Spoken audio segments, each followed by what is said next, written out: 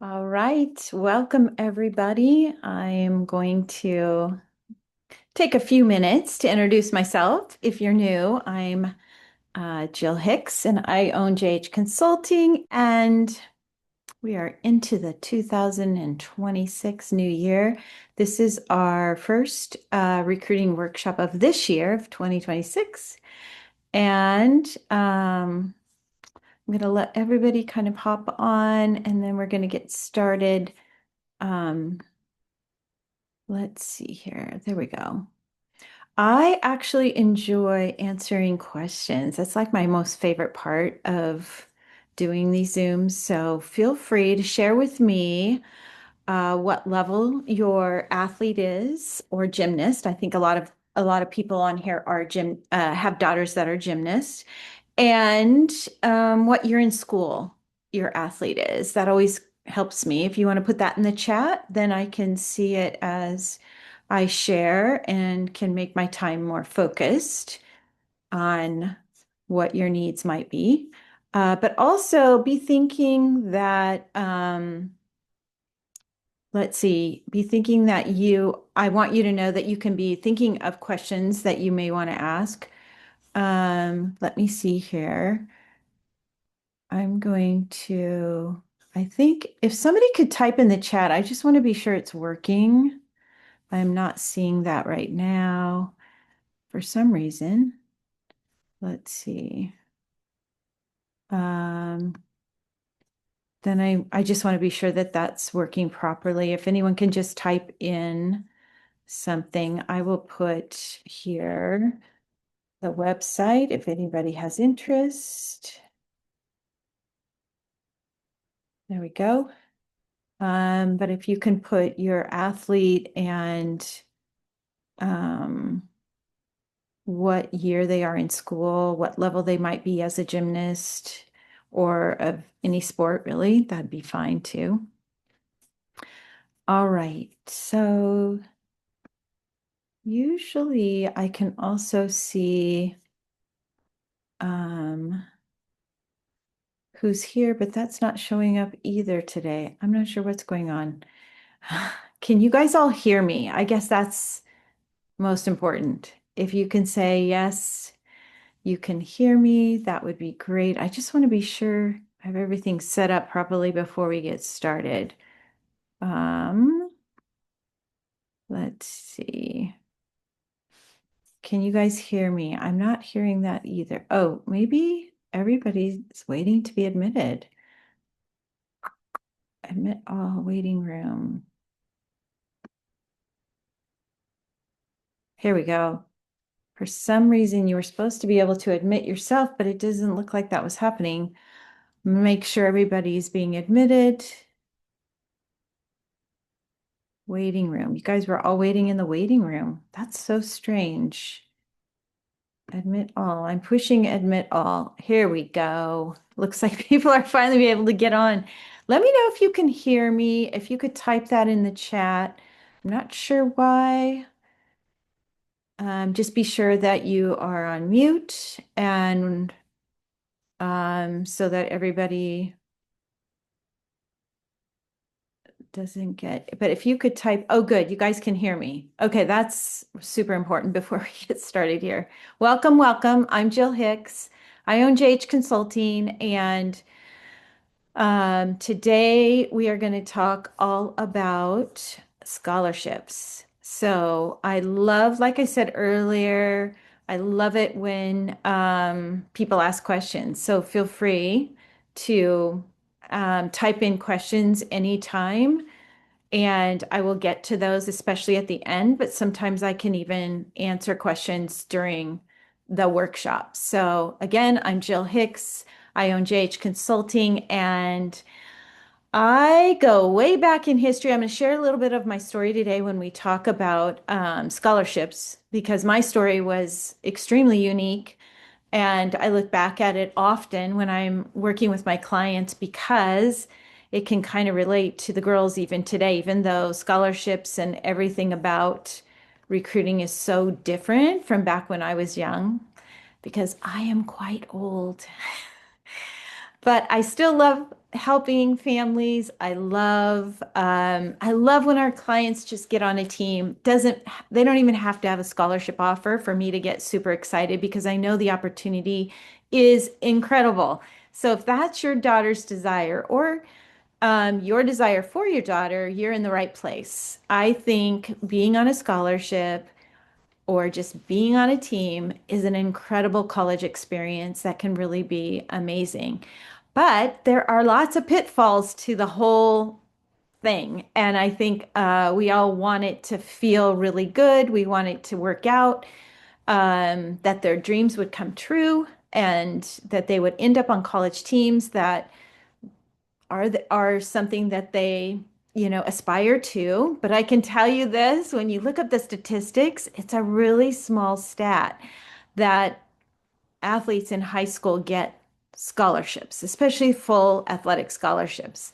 So we're going to break it all down and talk about it today. And because this whole process is changing as I'm speaking in terms of how it used to work in the past and how it works now, you're going to probably have a lot of questions. All right. In recent social media post, you pointed out one athlete that you said had a difficult time with recruiting and mentioned that she was a level 9 in ninth grade. Are most recruits already a level 10 as freshmen?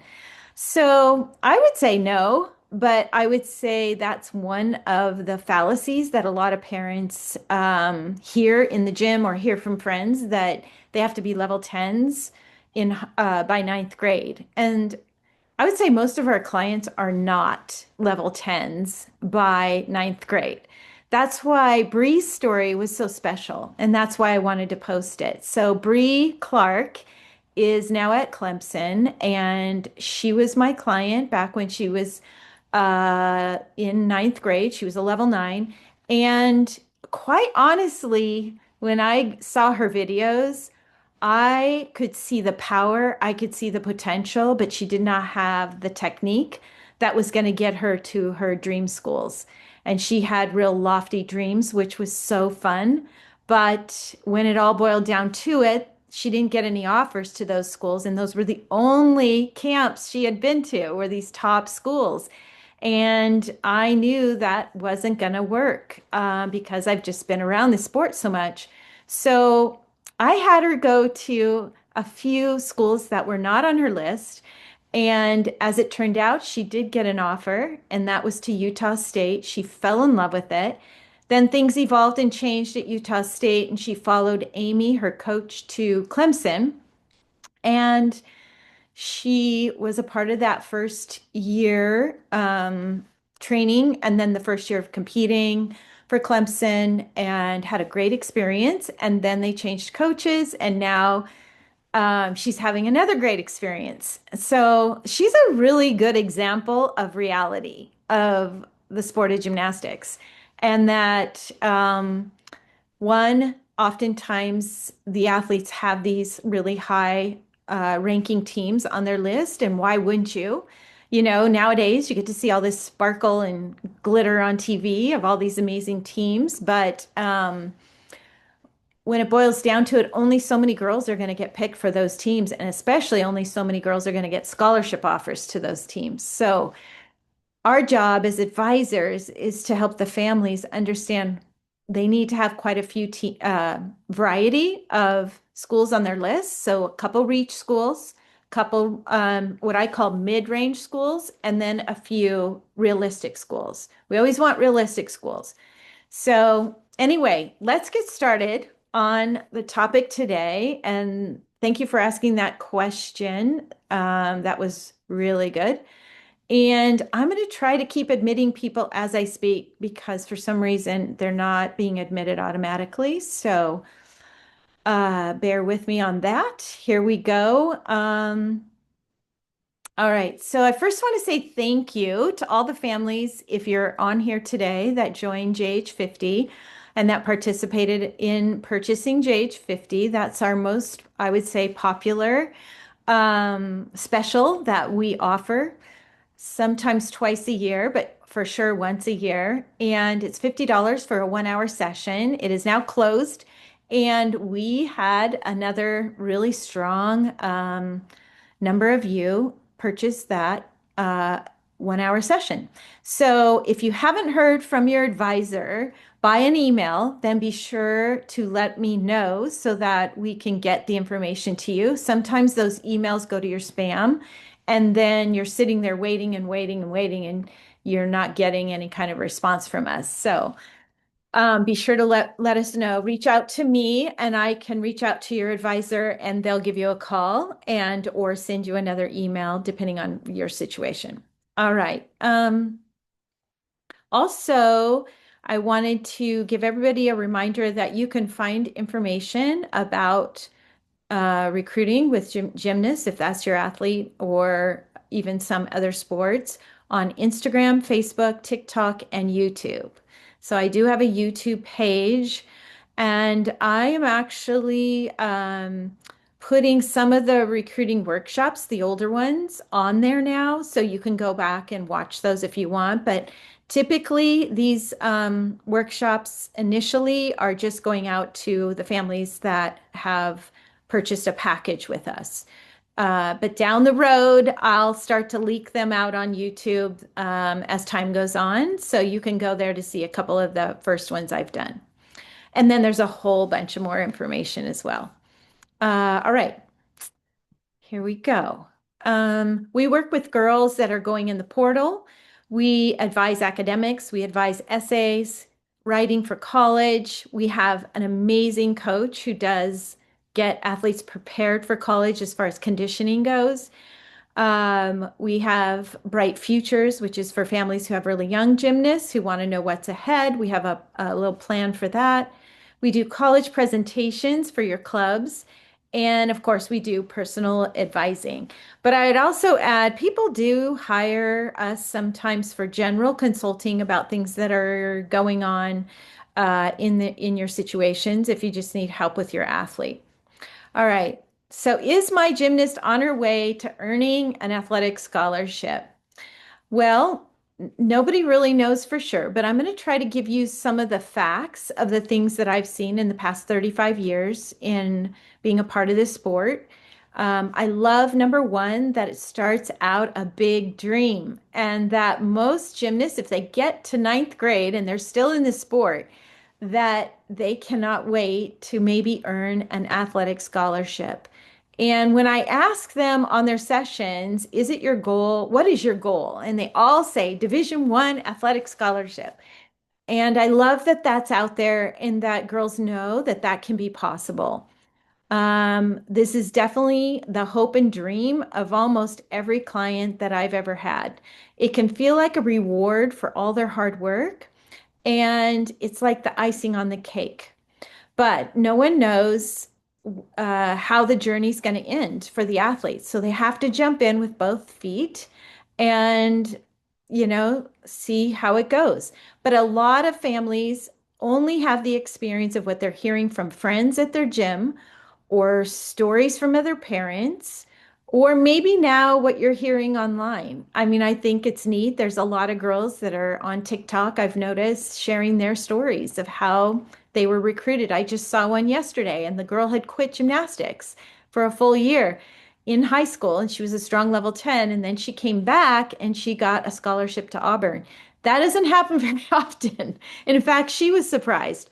But I don't even know what her best events were, but it can happen. I know there's a girl out of Vancouver, Washington, that happened to her as well. Obviously, a lot of times girls are quitting because they're burned out. And so when they do come back, if they have a lot of talent and they've stayed pretty fit, um, things can work out for them. I know one's a walk-on, I think at Oregon State. I'm not sure if she got a scholarship, but I know this girl I saw on TikTok yesterday. She said she went to Auburn on a scholarship. So that's amazing, but that doesn't happen very often. That's just one little story. But I just want you to know that the stories that you're hearing are all going to be different because I've been doing this for, like I said, over 35 years, and I have never placed an athlete or helped been a part of an athlete's story that has ever been the exact same. So yeah, the foundation of the NCAA recruiting is the same and what they have to do and go through and things like that. The rules and, when they can talk, when they can start the process, the things they have to do. But as far as the actual, what they were dreaming about and how it ended and what the college coaches are looking for and what their strengths and weaknesses are and their academics, it's all different.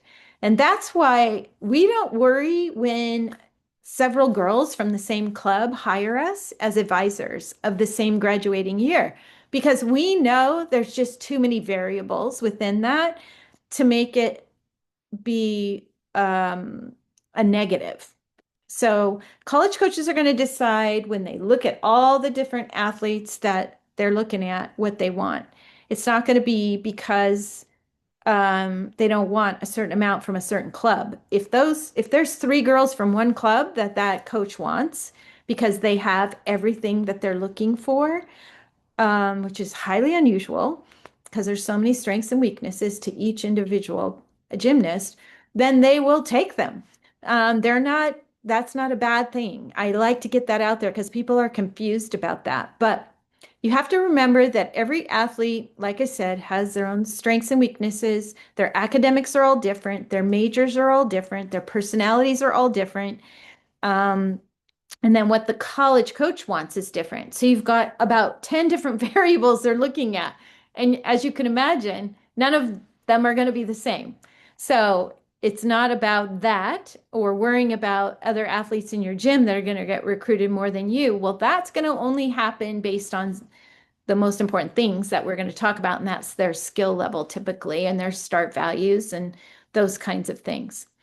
All right. So I love that it starts as a dream and that no one's journey is the same because it makes everybody have a unique process to the recruiting process. Um, I wanted to share a little bit about my journey way, way, way long ago. I went on maybe 4 or 5 recruiting trips. I was from Southern California, so I went to UCLA, USC, and the Arizona schools in Oregon State. And there were I was an elite gymnast. There was lots of Olympians on my team, on my club team. And I went on these visits, scared to death. I'd never seen a college meet before. And I was a little bit burned out and I had an injury. So all those things combined made it really challenging. And I was offered scholarships, and I could not decide if I really wanted to do this sport anymore. So my dad finally, I went on some trips, and I remember going to Oregon State, and that's where I ended up. But I remember going on that trip with my parents, and we flew in to a really small town, and I was from Orange County, which was completely different. And there were no shopping, no malls, no beaches, dark, rainy. Um, I'm like, there's no way I'm going here. I'll be really nice, but I am not going here. Anyway, long story short, um, I ended up, my dad basically said, if you go for 1 year and you don't like it, you can come home. So I did. I went and fell in love with it. And I love to share that story because there are a lot of girls like me who are looking at schools that they never expected to be where they would land, and some with scholarships, some not. And there are things that you don't want to sacrifice when you're looking at scholarships and opportunities. But I can tell you this, most, our biggest job here at JH Consulting is to help the athlete and the parent understand what's behind the scenes of each school.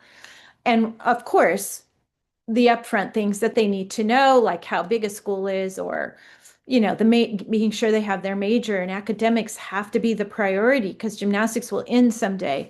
But in general, um, I think I would say over 80% of athletes end up at a university that they didn't have on their list to begin with. And sometimes that can be because of a scholarship offer or not.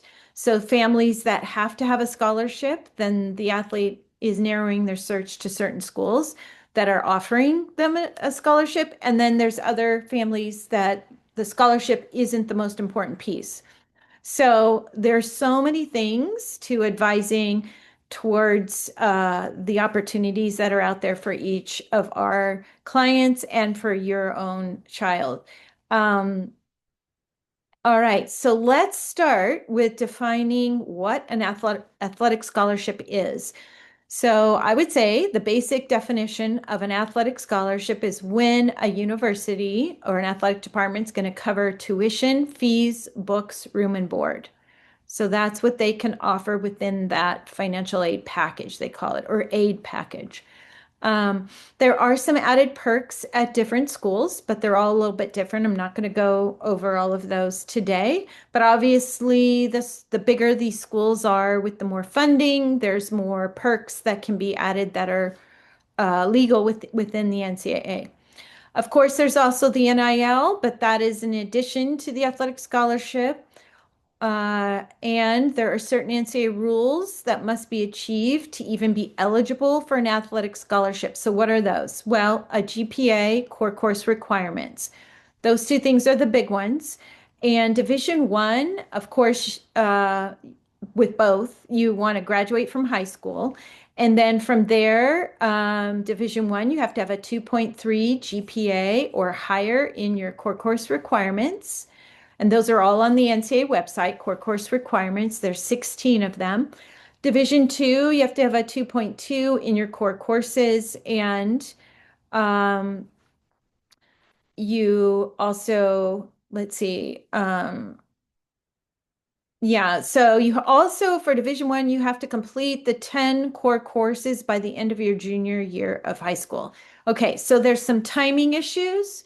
Gymnasts typically don't struggle with the academic piece of being eligible for a scholarship, but it's good to know what those are. So I recommend everybody go to the NCAA.org and take a look at the eligibility center, and it goes over all the basics of what every athlete has to be able to accomplish in order to be eligible for any athletic scholarship money.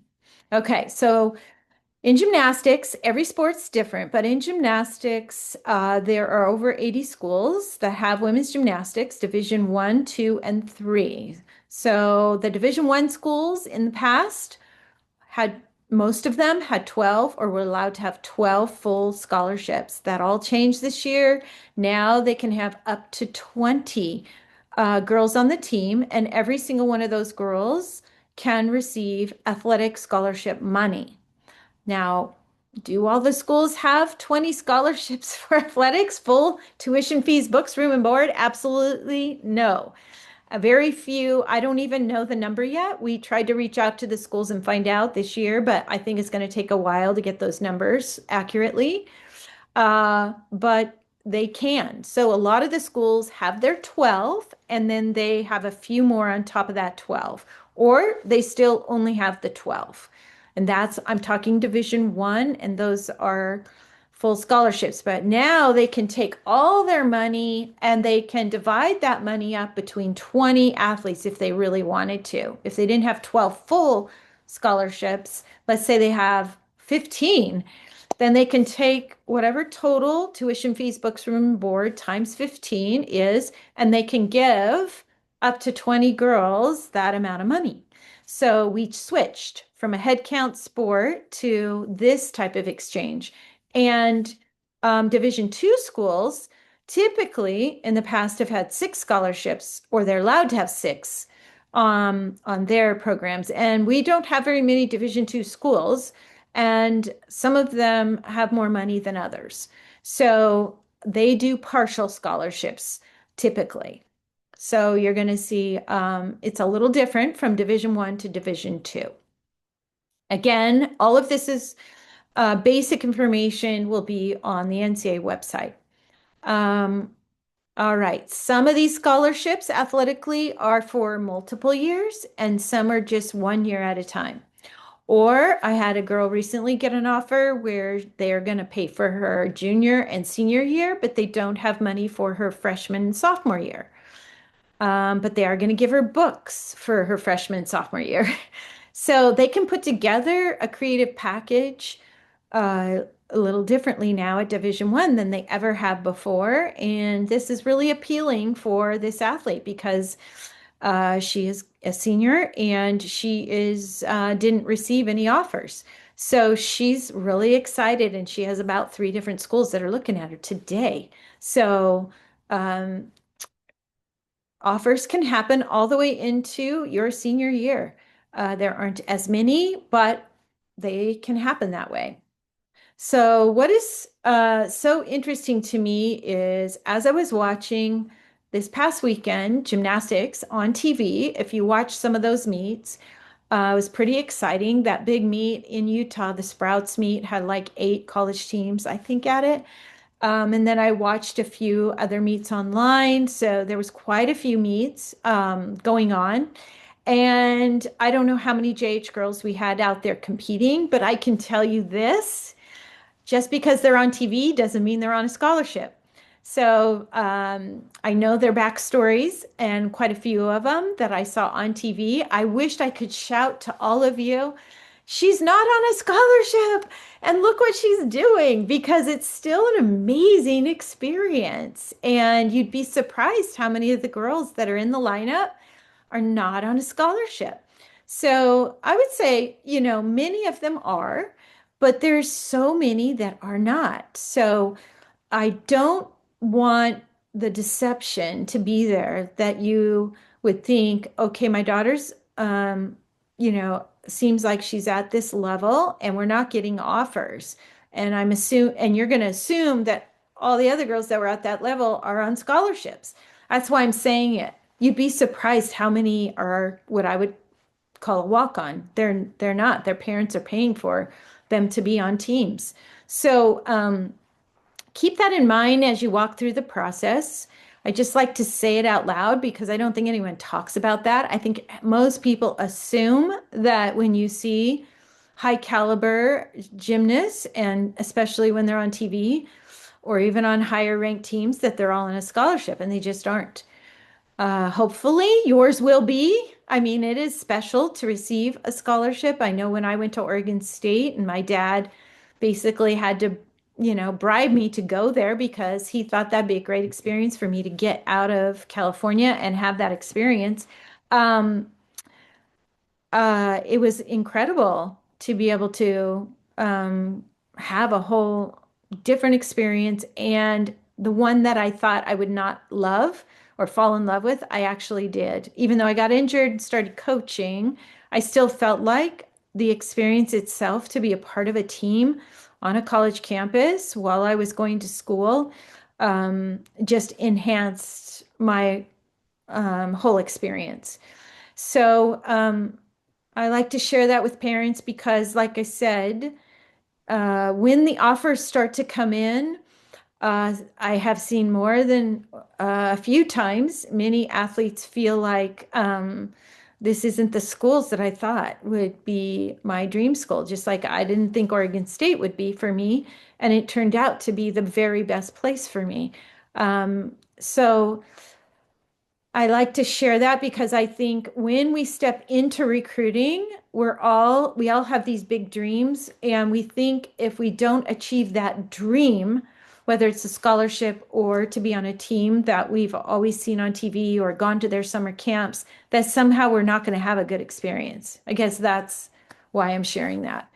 Because it can be very emotionally hard. I just had one of my clients recently who's her dream isn't coming true, but she went to visit a college. She absolutely was shocked at how much she loved it. She never thought she would like a school like that or a team of that level. And she got home and realized, oh my gosh, that this could be the right fit for me.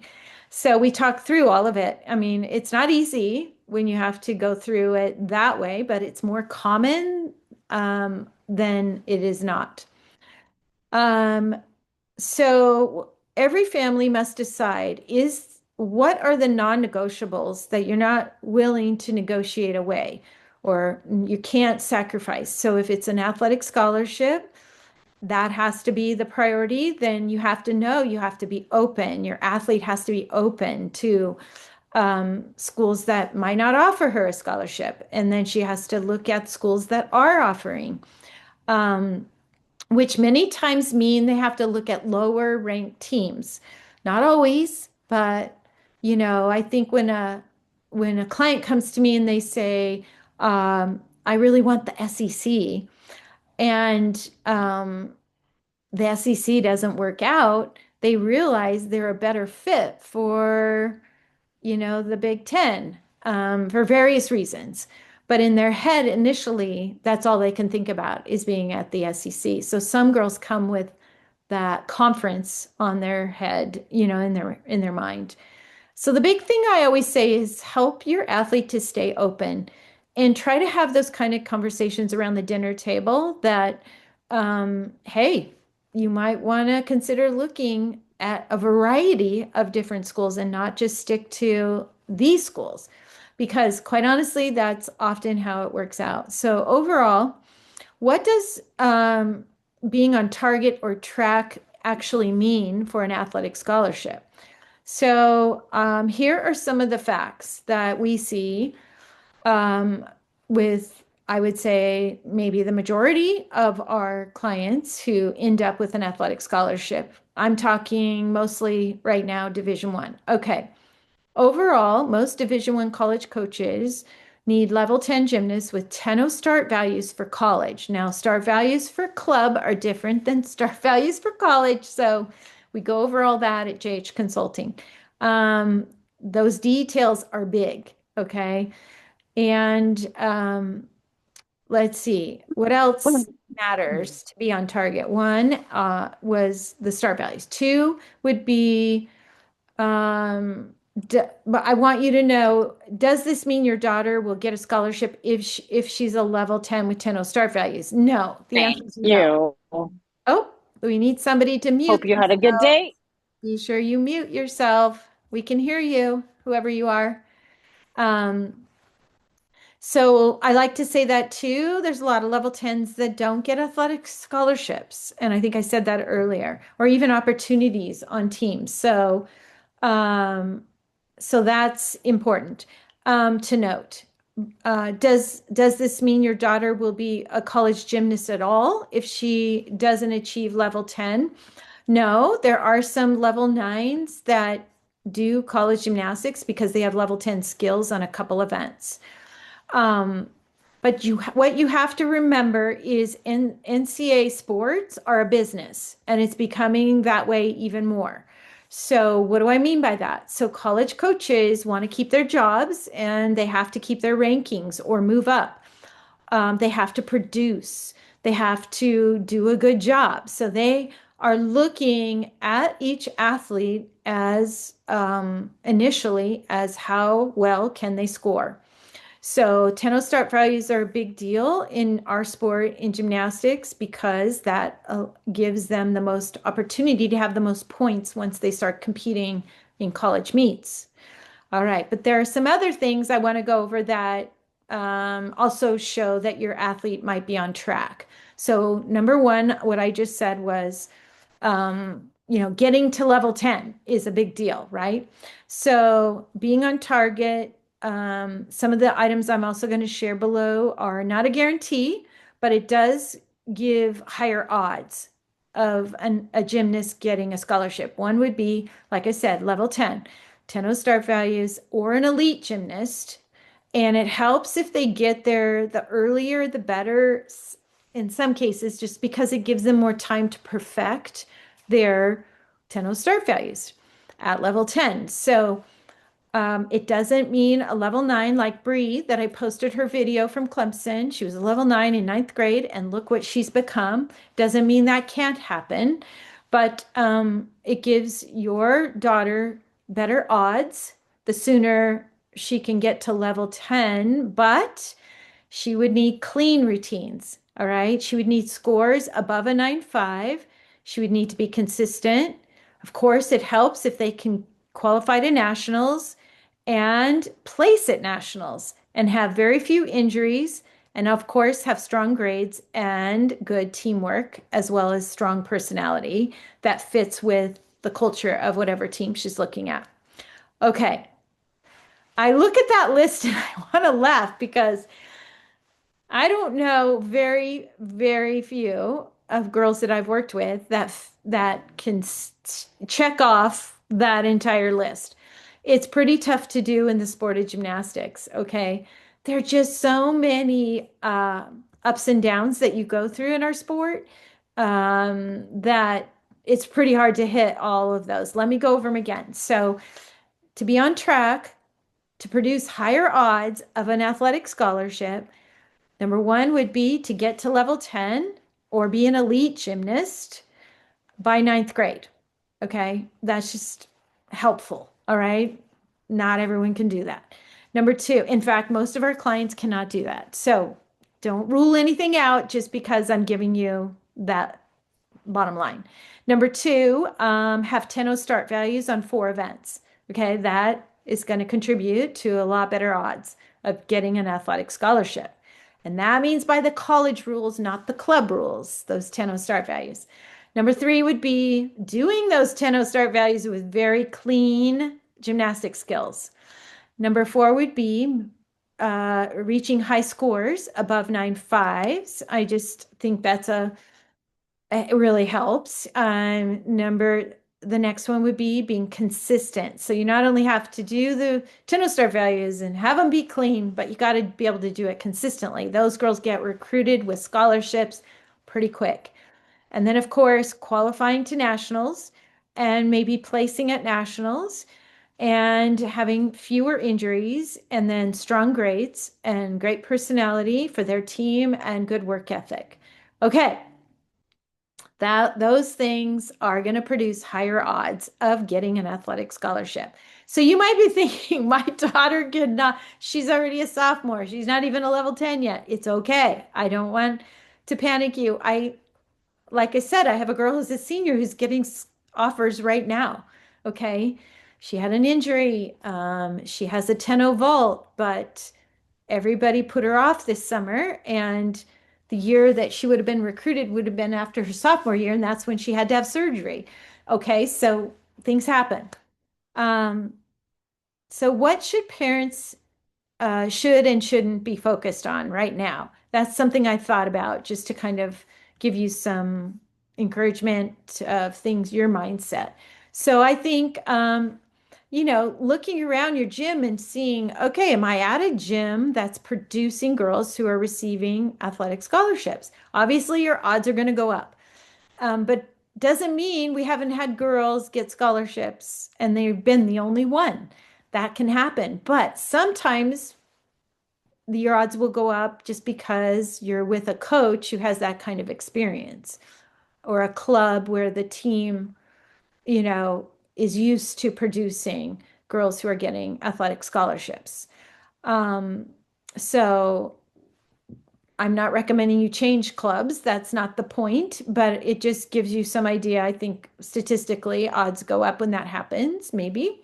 Minimum injuries. So just really being mindful of how your athlete is getting rest, nutrition, all those kinds of things can be really helpful in enhancing their chance to get a scholarship. And then they need to be moving up the levels, but not so fast that they're sloppy. I think that's another thing to keep your eye on. And of course, the goal, like I said, is to be a level 10 more than 1 year. So multiple years really does help. But we do have girls who get scholarships who are only level 10s for 1 year. That happens. And then, of course, we have elites that get scholarships. I don't want to leave out the elite crew because that's a whole nother group that, of course, have a pretty high shot at getting athletic scholarships. But not always, but typically. But mostly, I want to give you as parents a big hug, a pat on your back, navigating sports, holding down a job, paying all these costs is a big deal for you as a parent. And feeling responsible to help your athlete get a scholarship and get recruited can be very stressful. And basically, that's why I started JH Consulting over 12 years ago.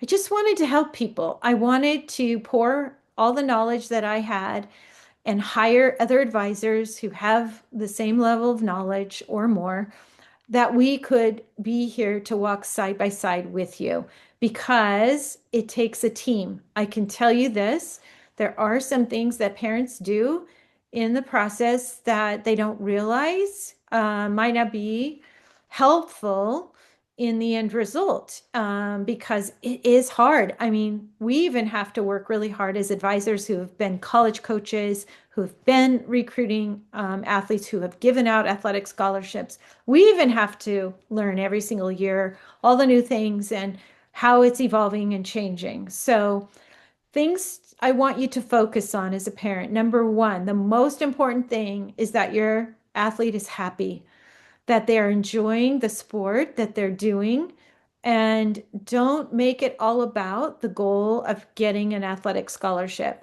As an athlete evolves and develops, the athletic scholarship will unfold if I think they can achieve some of these, things that I've just mentioned.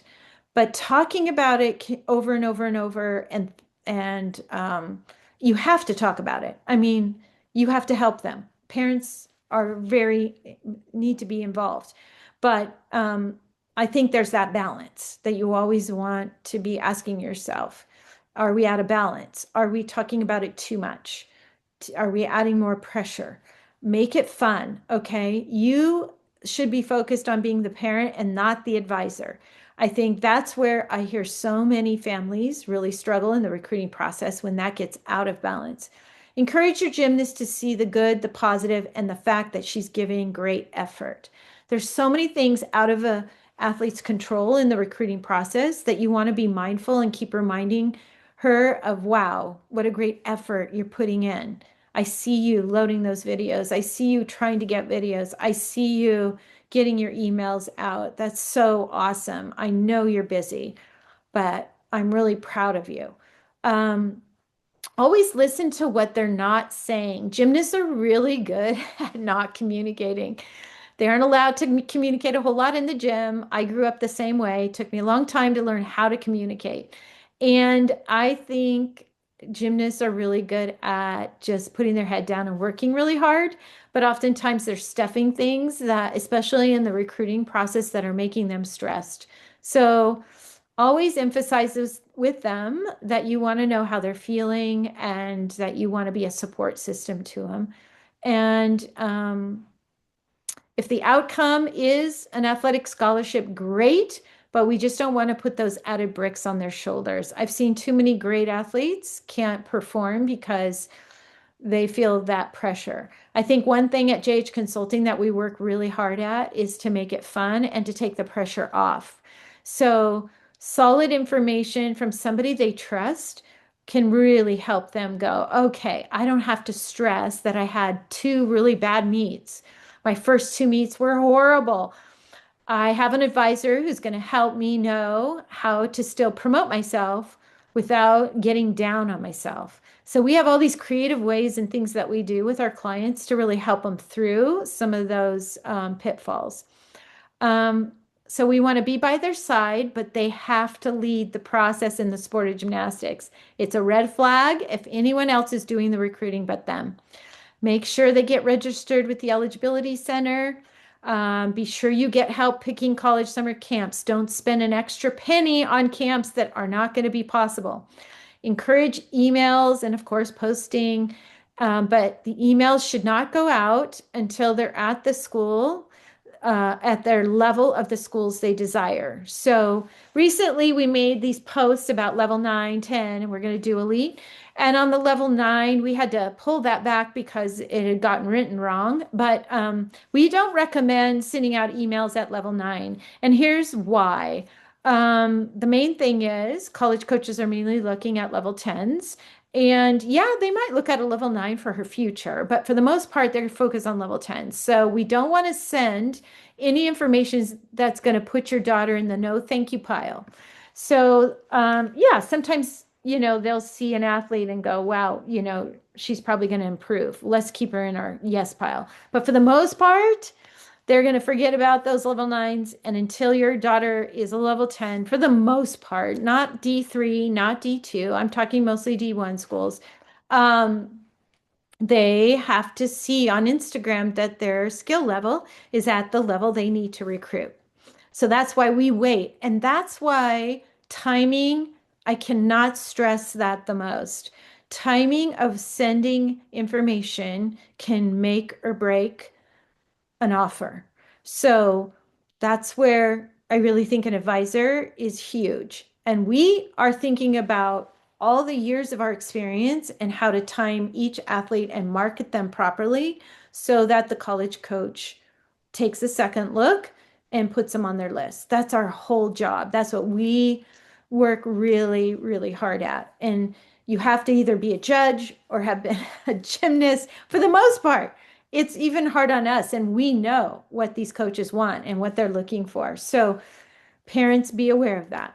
And I hope that you found this to be encouraging.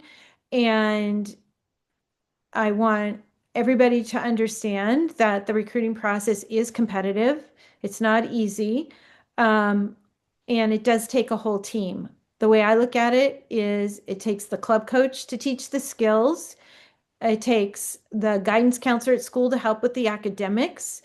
It can take a conditioning additional person to help them, sometimes in the gym or with injuries. And it can take an advisor who has years and years of experience to make this all happen. They say statistically like 1 or 2% get athletic scholarships who are athletes in high school. We're a little bit different because we are more of a private kind of club, uh, background versus a high school gymnastics program in our sport.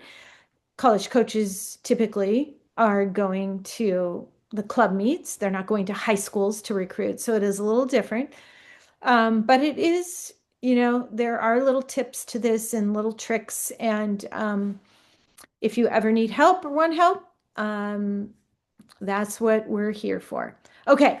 Any questions? I'm looking in the chat. I know we've gone a little bit long, but this is a hot topic and I want to be sure I cover everything.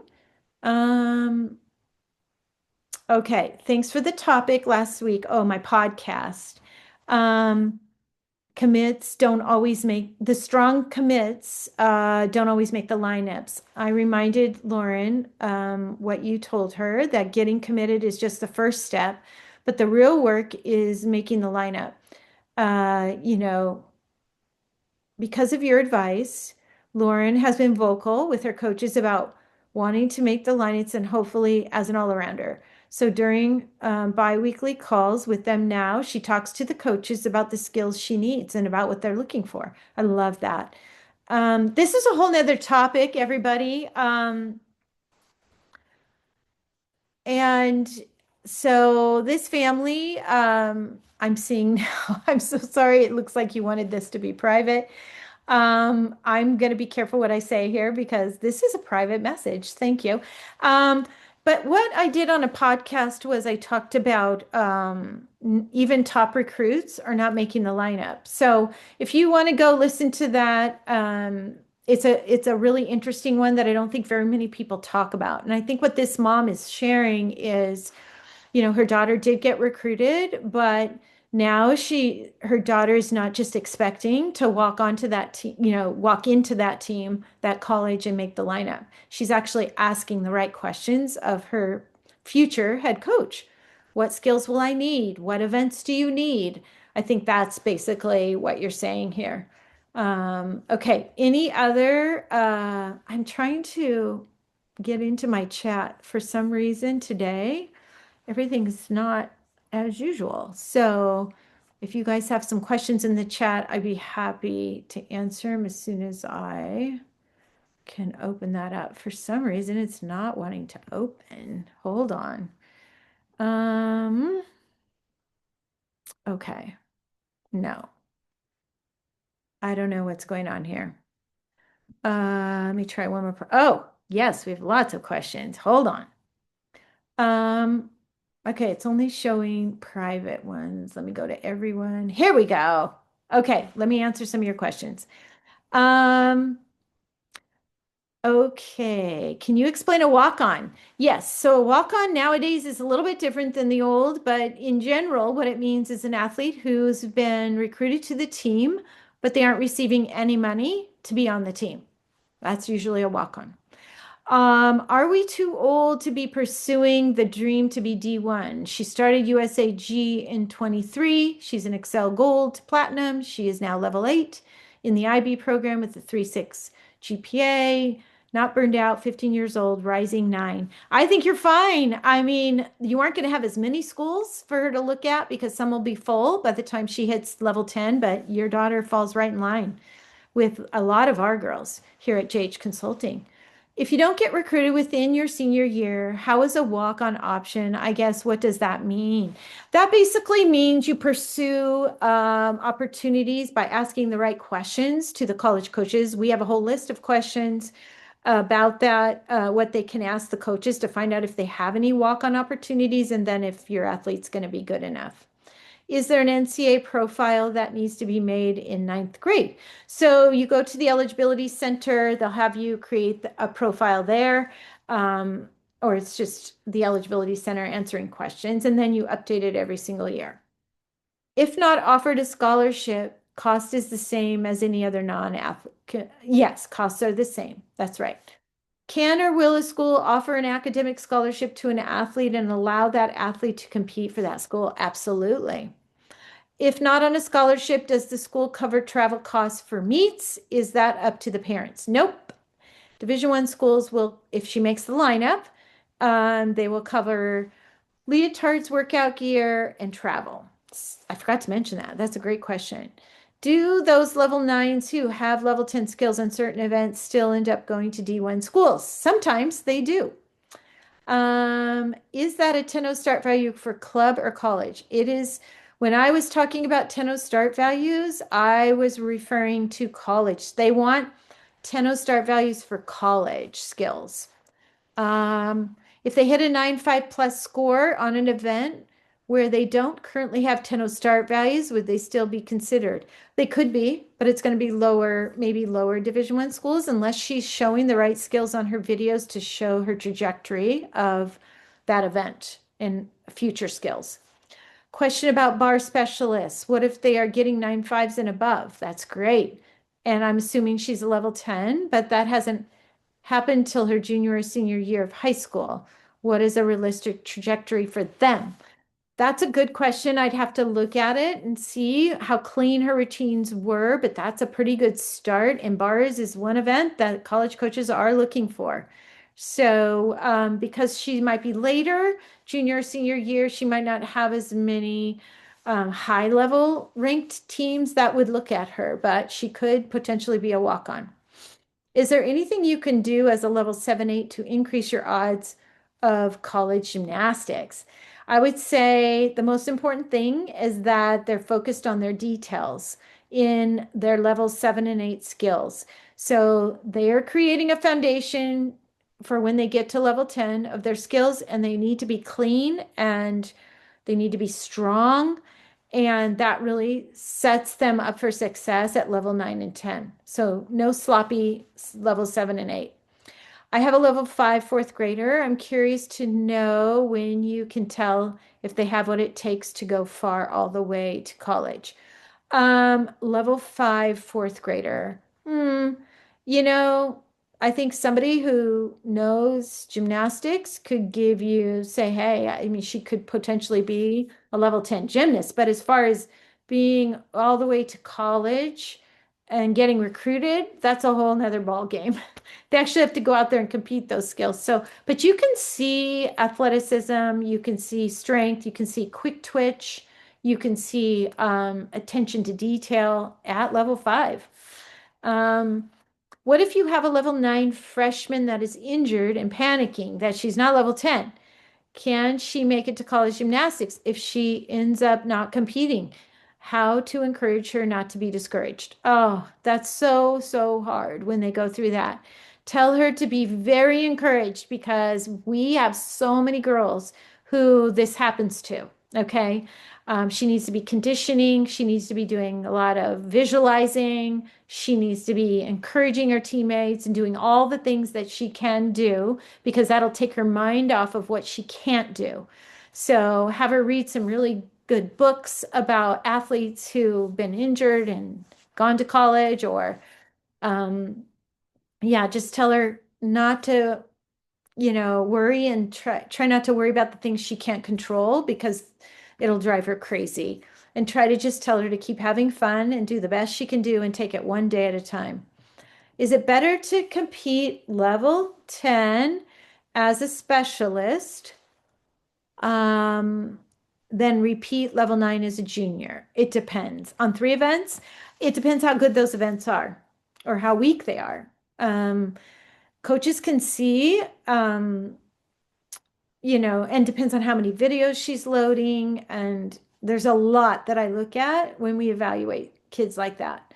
So I can't really say for your athlete, but if she's having any fear issues or no lack of confidence, it's better probably to stay level 9 is kind of my earmark. Is 10 start value harder or easier in college and versus club? It's a little tougher in college. There's little things that are tougher. On beam, it's the same, pretty much. Not completely, but that's the easiest event to have a 10 start value, the same as college. Vault's very hard. Bars can be hard. Can a college communicate their interest in your gymnast but not offer a scholarship? We want you to come as a walk-on and try out, but we can't offer a scholarship. Yeah, it depends on the age of the athlete. They can have that kind of communication. Have to be after their sophomore year, June 15th, and the only place you can try out is Division 3. I always forget. Is it Division 2 as well? I think it's just D3 schools.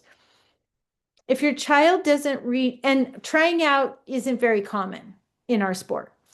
If your child doesn't reach level 10 until senior year, shouldn't she be sending emails as a level 9? Well, she can, but it depends on the school she's sending them to. So, yeah, that's a big confusing factor for parents. How much is JH Consulting and when do you recommend working together? Good question. We have several packages. So I've always tried to keep a variety so everybody can have an opportunity. What you just need to do is fill out the forms page on our website under Get Started, and an advisor will call you and explain to you our 3 different packages. Always informative, and I appreciate these workshops. Thank you. That's okay, Jill. You can share about what you said about Lauren. Okay, sorry about that. What are your stats for the gymnasts you work with to go on to college level? We're well over 80%. I can tell you that. Will you be at Coach's Spectacular? We have advisors. I have 7. So they go to all different meets. I can't remember. I'd have to look at their schedules. Is this workshop recorded and posted anywhere? So it will be recorded. It goes to our paying clients first, and then I load it to YouTube, my YouTube page, so you can find that. And that won't be for a while. I don't load them right away. Is your gym If your gym has never produced a D1 athlete, would that be potential red flag? If Division 1 is your daughter's goal, I wouldn't say it's a red flag. I would just say the odds are a little bit higher with clubs that have produced a lot of D1 gymnasts. But if your athlete has a lot of skill and talent and your coach is, good, then I've seen it happen. So yeah. Our gymnast is 11-year-old sixth grader, starts to compete level 8 next week. When do you recommend we connect to start working with us? We like to, she's sixth grade, wait till at least the end of 8th grade. That summer before 9th grade is a great time. Daughter is 3rd year level 10 freshman, just stopped training elite. Is it wise to downgrade those skills to regular level 10 college in order to save her body? Absolutely. I was an elite gymnast. It can kill your body, and college coaches want them to come healthy. So it's not about big, big skills. It's about realizing she's going to do gymnastics for maybe yeah, four in college, plus a couple more, 6 more years. So we want her to stay healthy. And if she can do 10 start values for college, do it. I'm all for that. People are still trying to get in here. This has been a great workshop today. Everybody, I just want to say thank you. And we went a half hour longer than usual. I hope it was helpful. I wish you all nothing but the best. I know this is not easy. Try to enjoy every minute of your daughter's life and her athletic world, whatever it is. If you would like more information, you can fill out the forms page and we will give you a call. And you just click on Get Started at jhicksconsulting.com. All right, so make it a great day. Thanks for joining me. And I do these usually twice a month. So keep your eyes open.